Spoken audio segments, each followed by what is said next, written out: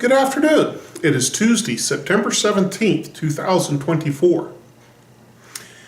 I've noticed that many people see everything in life to be transactional. They see every interaction with other people as some sort of trade-off, as in, you give something to me, I give something to you, and we've got to keep it as fair as we can.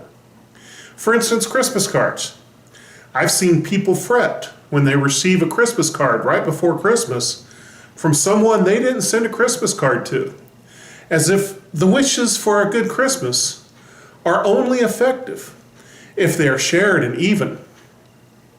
I've seen neighbors refuse to talk to one another because one feels slighted that there is not a commensurate response to the sharing of garden produce. I gave him some of our tomatoes, but he didn't give me any zucchini. I'm not going to talk to him ever again. And they see everything in life as transactional. I do this for you, you do this for me.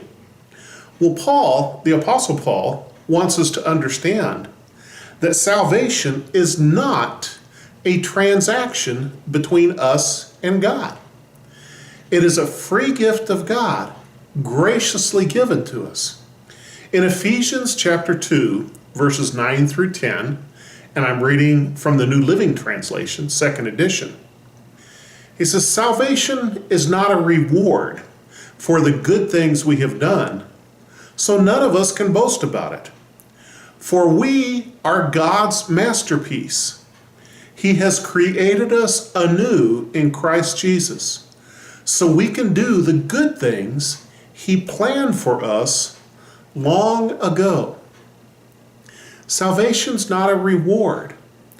It's certainly not a reward for our goodness. In another place, the Apostle Paul said our righteousness was like filthy rags. We can't earn salvation by being good enough. And he says also that we cannot boast about being saved because of our wonderfulness.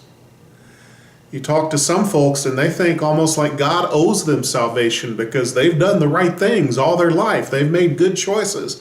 They've been good. And God owes them salvation. That's not the way it works. He says, we are God's masterpiece. The Old Testament says He is the potter and we are the clay. He molds us and makes us and shapes us who He wants to be.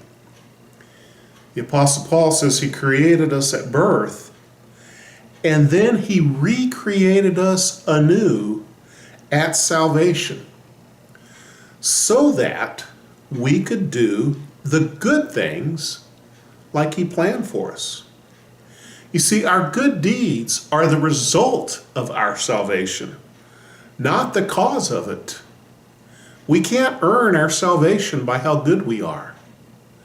But because we are saved, we ought to do good things. Do good because you're saved, not so that you can be saved. And a lot of folks need to understand that God's gift is freely given and gracious and wonderful.